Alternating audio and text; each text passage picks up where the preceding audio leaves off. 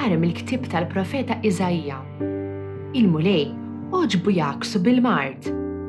Tal-li joffri ruħu b'sagrifiċċju ta' reparazzjoni, huwa qatt jara nisel u jtawwa l-jiemu u jridu tal-mulej isseħbih. Wara d-tbatija tiegħu qatt jara d-dawl, jixba' bit-tarif tiegħu.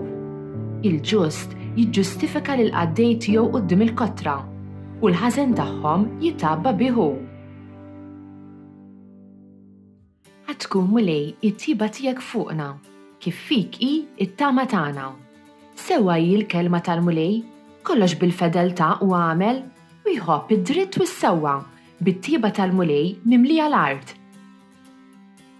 Ħadd tkun mulej it-tiba tiegħek fuqna, kif fik hi it-tama tagħna. Ara, għajnejn il-mulej fuq dawk li jibżgħu minnu, fuq dawk li jittamaw fit-tiba tiegħu biex jeħlishom mill-mewt ħajjithom u jaħjihom fi żmien il-ġuħ. Ħadd tkun mulej it-tiba tiegħek fuqna, kif fik hi it-tama tagħna. Ruħna tixxenna għall-mulej u l-għajnuna u t-tarka tagħna. Ħadd tkun mulej it-tiba tiegħek fuqna, kif fik hi it-tama tagħna. Ħadd tkun mulej it-tiba tiegħek fuqna, kif fik hi it-tama tagħna. Ara mill-Ittra lil-Lut. Ħuti. Meta aħna għandna l-qassis il-kbir, li hu tassew kbir, qassis li daħal fis-smewwiet, Ġesu, bin Alla, ħanżommu sħiħa il-fidi tagħna u nistqarruha għax aħna m'għandniex qassis il-kbir li ma jistax jgħader id-djufija tagħna, imma għandna wieħed li kien imġarrab bħalna f'kollox minn barra d-dnub. Ħanersqu mela b'qalbna qawwija lejn it-tron tal-grazzja biex naqilgħu ħniena u nsibu f'waqta il-grazzja li neħtieġu. Allelujja, allelujja.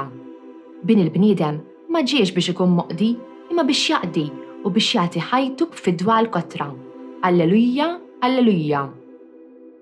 Ara mill-Evanġelju skont San Mark.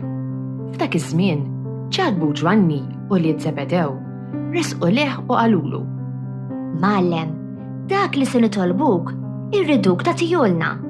Xi triduni nagħmlilkom? Staqsihom. Huma weġbuh: Ħallina noqogħdu wieħed fuq il-lemin tiegħek u l-ieħor fuq ix-xelluk fil-glorja tiegħek. Imma Ġesu qalilhom: Ma tafux intom titolbu? Għandkom ħila tixorbu l-kalġi se nixrob jien u titamdu bil-magħmudija li bija se nitammet jien?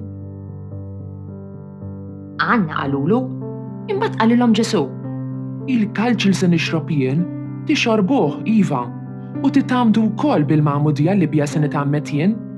Imma li wieħed joqgħod fuq il-lemin jew fuq ix-xelluk tiegħi din mhijiex ħaġa tiegħi li nagħtiha jien, immi għal dawk li għalihom kienet imħejjija. L-10 l-oħra, meta semgħu dan, saħnu għal Ġagbu u għal Ġwanni, imma Ġesu sejħilhom u qalilhom: Tafu intom dawk in-nies li l-bnedmin jgħodduhom bħala kapijiet tal-pagani jaħkmu fuqhom u l-kbarat tagħhom iħaddmu is-seta tagħhom fuqhom. Fostkom m'għandux ikun hekk, imma min irid ikun kbir fostkom għandu jkun għaddej tagħkom u min irid ikun l-ewwel fostkom għandu joqgħod il-sir ta' kulħadd għax hekk ukoll bin il-bniedem u ma ġiex biex ikun moqdi imma biex jaqdi u biex jagħti ħajtu b'fidwa l-kotra. Dan id-29 ħadd ta' matul is-sena u l-Vanġelu tal-lum ma tantx jibda tajjeb. Żewġ dixxiepli, Ġagbu u Ġwanni, jgħidu lil Ġesu li jridu li jagħtihom il-poter u l-unur. Jridu joqogħdu bil-qiegħda fuq il-lemin u x-xelluk tiegħu fil-glorja. Li tgħid lil Alla x'messu jagħmel qatt ma idea tajba? Alla ħalaq id-dinja u lilna huwa s-sultan, ma nistgħux noqogħdu nordnawlu x'għandu jagħmel. Importanti niftakru li mhux aħna nikmandaw. Alla jħobbna u allura għandna nisimgħuh u nħobbuh lura. Imma xi jkunu l-poter u l-unur? Fil-verità mhumiex ħsiena fihom infushom, huma ħżiena meta nużawhom ħażin. Il-poter u għodda biex l-affarijiet isiru. Għaddisin u mexxejja ta' pajjiżi għandhom il-poter biex jużaw ħajjejnu lin-nies u jibdlu liġijiet u idejat għall-aħjar. L-unur lanqas ħażin. Meta xi ħadd jiġi onorat ifisser li hu rispettat u ammirat. Aħna nonoraw persuni li jagħmlu ħwejjeġ tajba bħal huma l-qaddisin li jgħinu lill-foqra u atleti li vera jiġru. Imma u ħażin għad-dixxipli li jitolbu li jkollhom poter u onur qed jitolbuhom għalihom infushom u mhux biex jagħmlu l-ġid u jaqdu lil Alla nies fil-poter jistgħu jinqdew bih ħażin u jweġġgħu lill-oħrajn biex jieħdu li jridu.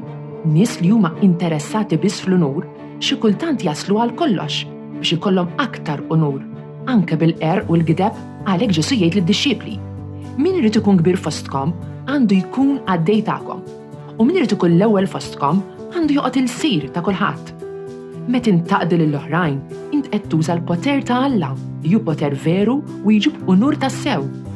Meta Alla hu s-Sultan tagħna, nistgħu nkunu liberi li nagħmlu x'inhu tajjeb mingħajr ma ninkwetaw kif ħanidru f'għajnejn l-oħrajn. Nistgħu nsiru għaddejja tiegħu u nużaw id-doni tiegħu sew fuq il-mudell ta' Ġesu li sar għaddej ta' kulħadd.